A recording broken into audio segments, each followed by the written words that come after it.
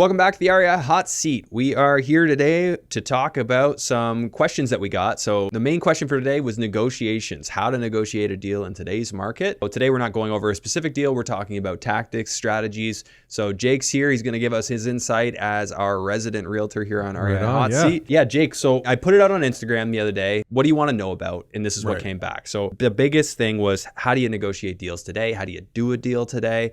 Things have obviously changed. Now we have assumable mortgages being a hot topic, way more than it ever used to be. We talked about that last week. Yeah. So let's dig into some of the topic, some of that a little bit more. Vendor takebacks, huge thing now. It was still a thing before, but now it's becoming much more important. It's becoming almost a necessity these days rather than nice to have. Yeah. And you've got a deal I know you're working on right now. We can't really probably get into the details of it, but talking about VTVs brought a dead deal back to life. Yeah. Yeah, like it can all of a sudden make a deal where you'd need to get it for $400,000 less. You could actually afford to pay more if you can get that VTB on a really good term. Yeah. Like that's got value. And I'll dive into that one a little bit under the negotiations topic today. Yeah. I'm not going to give too much information, but it's interesting where it's at right now. So yeah, okay. I can touch on it. So let's start with that. Like, what's your take? How do you negotiate a deal today? What are some of the key takeaways that you're seeing in deals getting done? Because you're doing, I'm 2 offices over from you, you're doing a lot of deals right now. I know they're still moving through your office. Well, look, the fundamentals are still the same. You need a willing buyer, a willing seller. You need cash flow to have, to make that happen. So holistically, that side of things is still the same. What's the minutia, right? Like, how are we getting these deals done? Maybe where the cash flow is not there, or the debt service is not there, right? Because the challenge we're having in the market today, I'm sure everybody that's buying and selling can see this, is we have sellers that are having high expectations and buyers who want a steal, right, in this market. And they're forced to, right? It's not that they're trying to screw anybody over. They're forced to get these deals because where the interest rates are at. Yeah, buyers can only pay so much for the most part, because not a lot of them are coming in with millions of dollars to put down as a down payment. Of course, you can make any deal work if you put enough money down on it, but it might not work for your investor requirements, like your return requirements. So people are asking sellers to concede. Now, would you say, are we in a balanced market now? Are we in a seller's market now? Or we're in an interesting market because, at least from what I've seen, Andrew, the sellers are staying strong, right? They're leaning heavily on rental rates are up. Right? Rental rates. So they don't want to bring the prices down. It's a huge, and maybe that's just that nobody has that burning desire yet. Right. And yes, there are a few deals here and there that have been fire sales and we have been bidding on them. On the whole, if you go to MLS, let's talk, right? And look at a building on MLS right now. It's going to be, you're going to run the numbers and go, wow, at a 5.5, 5.7 interest rate, it doesn't make sense at all. Yeah. Right. But the one thing that's different now is, you would think if a building's been on the market for 100 plus days sitting there, maybe they're willing to have a conversation. Is that your feeling? Yeah. Yes and no. We explored that option, right? I had some team members of mine. I said, hey, find the stuff that's been on the longest on MLS. Yeah. Right. And let's have educated conversations with those agents. They might just be not sellers. Motivated, right? And most of the time, they're just not motivated, right? They go, some people are just fishing, right? Yeah, the number comes around, the number comes around. Right? Otherwise, I'll keep it. You're always going to have those sellers. Yeah. So although it looks like your market's flooded with inventory sometimes, it's a lot of people who are just fishing. And more now than ever, right? We do have quite a bit of multifamily inventory.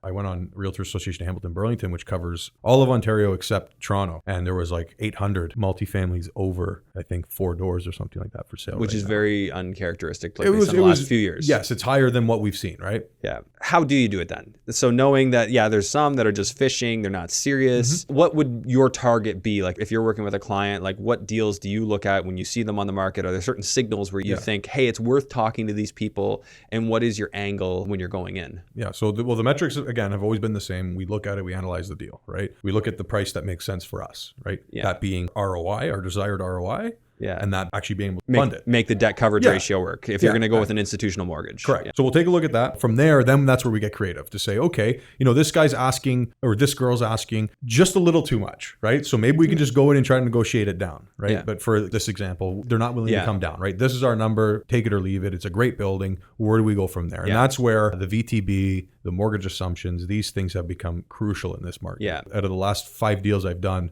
I would say 4 of them were either a VTB or a mortgage assumption. Yeah, which is huge. And we're going to dig into that a little bit more. But from a step-by-step process, it's the first thing you're doing is probably asking the realtor or getting your assistant or whoever to ask the realtor for, what are the taxes? What are the insurance numbers? Give us your rent roll, all that stuff so you actually know what you're working with. Yeah, and I feel that the buyers are in a bit of an empowered position right now where you can ask demand a little more info than we have in the past, right? No, I want those 12-month bills before I make an offer, right? Oh, Do really? your job, okay, go so get you those can't bills. put it as conditional. I would have thought traditionally you just make that a condition. I want to review these before I'll firm. And and sometimes we don't want to waste time, right? So I found we've been a little bit more, I guess the word is entitled, right? To go in and ask for additional information, be a little bit more nitpicky about about Well, and why the not, building, right? Because, although every realtor is probably going to say, well, we've had people, floating around that are interested. They'll always And say we've that. heard a lot of that. Right? Everyone always says that. Oh, we've got interested people. Yeah. That's funny. That's always been a thing. Yeah. But I mean, it's still like if you've seen it sitting there, it should give you some ability. So you have the ability to confirm your expenses. I think the big win here is that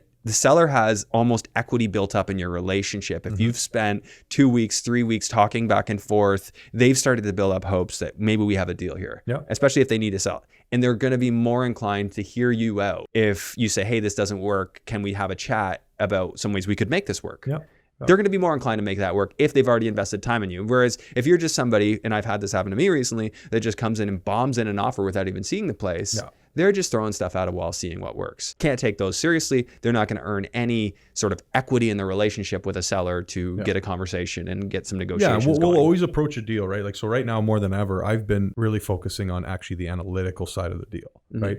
Get the seller on the phone, get the listing agent on the phone. Yeah, if you can get them on the phone together, right? Get on together and say, hey man, like walk this through with me. Where is your pricing? Why is your pricing the way it is? Am I missing something, right? And I say that all the time. And you just did that with the cash flow spreadsheet the other day. You did a Zoom and you showed, here's what happens when we change the interest rate. Yeah, right? Because there was that deal that we're doing. And the challenge is, so we tied it up at a number when we were at 4.5 interest rate. And it was a great deal. Yeah. We loved it, right? Well, we've been back and forth. There's been some things and we had to extend, and now we're trying to firm up. 1 point more of interest. So now we're 5.5 trying to firm up, and our original purchase price is gone. Like that deal does not make sense at all. Like, didn't you say you'd need to pull off 300,000 off? Even more. So like 400 or work out a deal on a VTB. Right. And that's where things get interesting, right? And that's where you can really get analytical with them. So I think it's really understanding the workings of debt servicing, of how it works. Yeah. And educate people on it, right? Educate the seller, educate the listing agent. Sometimes listing agents don't understand, right? The seller says, I want 1.5, and they go, great, let's list for 1.5. Yeah. Right. But if I can get the listing agent on my side, and say, hey, this is my numbers. Like, let's do a deal here, right? Yeah. This is where I'm coming from. You show me why I'm wrong, right? I love asking questions. Yeah, right? Ask questions. That's a big takeaway. Yeah. So show them the numbers. Be transparent about how it worked for your side. Like if you're the buyer, hey, this is why this doesn't work. Like I think a lot of times sellers can't see the other side. Like they just know the number they want. Show them. Like talk to them. Be a real human being and show them. And it won't work always. You know, there's going to be that seller. There's going to be the unreasonable. That's my number, right? But yeah, I think. But now you have the ability to get in more conversations. Yes. Like maybe the first one doesn't work, but now it's because it's a more balanced market. Maybe you can get in 10 conversations. The biggest thing, right? That's the biggest change in the market. Is before it was 10 multiple offers, 2 multiple offers. There's no negotiating. Or, going firm just to get the deal. Yeah. Now it's, hey, how do we make this work? If it's on MLS, look, the seller does want to sell most of the time. Right? Except for the tire carriers. At the end of the day, they do want to sell, but maybe they have too big of a mortgage. Maybe this, maybe that. There's different reasons. So try to find out the reason why they're selling. Yeah. Right? And then tailor your negotiations or your offer around that. And the biggest piece of advice I can give is ask questions and shut up. Ask questions and shut up. Don't talk too much. I hear it over and over again. People will call me and they try to sell me on something, or they're buying one of my properties and they just ramble. At that point, I just lose interest. I'm like, no, let me get a word in, right? So I love to ask questions. I love to just be quiet, listen to what they have to say, formulate your response, and then formulate your offer based on their responses. And we have a mutual friend with a great line. How can I make this work? Yeah. How can I make this work? Yeah. Show them, ask them that question, and then shut up. That's it. And they might even negotiate against themselves. Sometimes. Oh, well, I guess if I took off this much, then your number should meet. Or maybe I could do that VTB you asked for. Yeah. And so mortgage assumptions, VTBs, huge thing in the market. So vendor take-back mortgage, for those not aware of that term, vendor take-back is just when the seller holds a mortgage. And it's very much a possibility to get a mortgage. I was just talking to a guy the other day who's negotiating a 2% VTB. Yep. So 2%, I mean, when the bank's charging 6%, you can do 2% on commercial properties. Yeah. It's whatever you can negotiate. And there is an advantage to a seller because they don't realize the gain. If they don't actually, so if they're selling a building for $2 million and give you a $1.5 million VTB, if their gain was going to be $1.5 million, now there's zero tax consequence for now. That's not tax advice, talk to your accountant, but that is the generally known concept, and clarify with your accountant. Yeah, and if you're going to go in with that strategy, research the VTB, understand the VTB. You don't want to go in and just say, hey, give me a VTB for 50%. Why? Like learn it, understand it, know how to explain it clearly to the seller, to the listing agent. And if you're off market, you've even more to explain it to the seller. Yeah. If you're on market, make sure the agent you're working with understands how to do it. Because a lot of times, I know we both encountered this, agents don't even know, they've never done one. And it's just like such a foreign concept to them, they dismiss it. Or they don't even know about it. Like it's not even an option. They don't them. even realize it. Thought about it. Yeah, I'd say that's probably pretty common. Yeah. And then the other thing I would say is, again, the past 3-4 years, everything's been done digitally. Send an email, make a phone call, go meet with these people. If you can get at a table with them, you have such an advantage over anyone else. I know a guy, I've never met him, but he used to beat me on offers by like $700, not $1,000. And I know that the listing realtors were tipping their hand, but they do it at the kitchen table of their houses. Yeah. So he'd get in, he'd always meet, he'd only present his offers face to face. He'd sit down at that kitchen table, and somehow, multiple times, me and people I knew, he'd beat them out by $500, $700, $300 sometimes. Yeah. That's it. But it's that, and it's also the psychological part of it, right? Now, like there's a connection. They want to deal with them. It's easy to say no over an email. It's easy to say no over the phone. You're sitting down in front of somebody and saying, hey, how do we get this deal done? Yeah, and especially if they come off charismatic, like, hey, I'll be reasonable with you. Let's talk through this. Yeah. Like, if you come off as reasonable, why wouldn't somebody want to work with you? I'll preface that with, it doesn't always work, right? Yeah. Sometimes they are unreasonable. But no, we've been doing a lot of in-person meetings. We've been doing a lot of coffees. Let's sit down. Let's discuss, see how we can do this. Okay, so in terms of assumable mortgages, if you wanted to assume somebody's mortgage, that's also the same type of thing. Like, would you make an offer, or would you try and get on the phone with that realtor and say, hey, can we have an open and candid conversation about ways to make this deal work? Yeah. Or would you put something on paper first? Like, what's your angle typically? It just depends, right? You got to feel it out, right? So depending on the realtor, if they say make us an offer, you put it on paper. If they say, hey, let's talk about it, you talk about it. Yeah.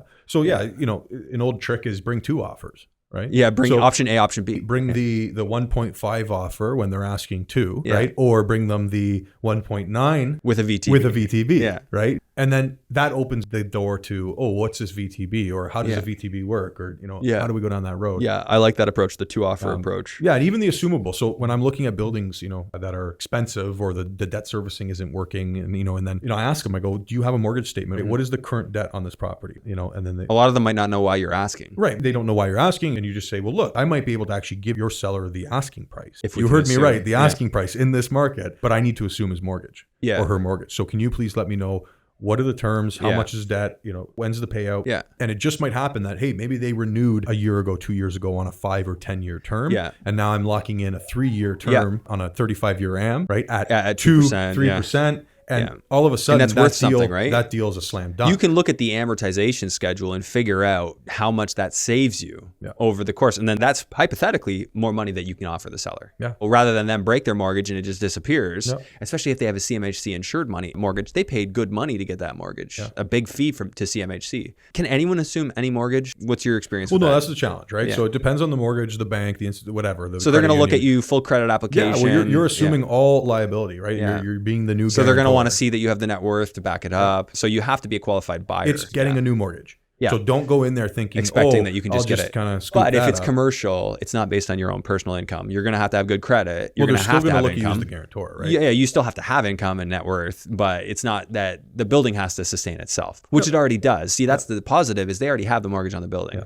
So it's just about them vetting you, making sure you're diligent. If it's a new enough mortgage, I've run into this. We didn't even need to do anything. No building condition reports, no ESAs. Because they already have everything. Not even an appraisal, because they're like, no, we just got this mortgage a year ago. Plus they're assuming they have the term on it anyway. Yeah. So as long as you're okay and you don't want to top up that amount. Yeah, if you want to top it up. If you want to blend and extend or whatever you want, then you're going to be going through and getting all the reports. So you can do that. You can go in, assume the mortgage and blend and extend. Now sometimes that messes up your interest rate, right? Because they might go from 2%. Well, then they blend your rate, right? So if the prevailing rate is 6 and you had a 2.3, then you're going to get the average of the 2 based on the weighted average. So these are all things that you should be considering in this market, because it gives you a leg up on the competition. Yeah, work with, either learn these things yourself by studying, watching the podcast, watching this show, or work with somebody that does, or combination of both, preferably. Yeah. Okay. I think that covers it for today. We don't want to go too long. We've got a lot more to cover here, so we might do a couple more episodes like this coming up. And if you guys like this type of content, let us know. Put a comment down there. Ask some questions, right? Let's grab Q&As from this week. Yeah. Put some comments. Be able to do it in the future. And it's still early. We're still growing, so now's the time. Your comments will definitely get read. We'll make sure we read every single one. So please leave us a comment. We'll respond. Thank you very much. Thanks, Jake. We'll see you next week.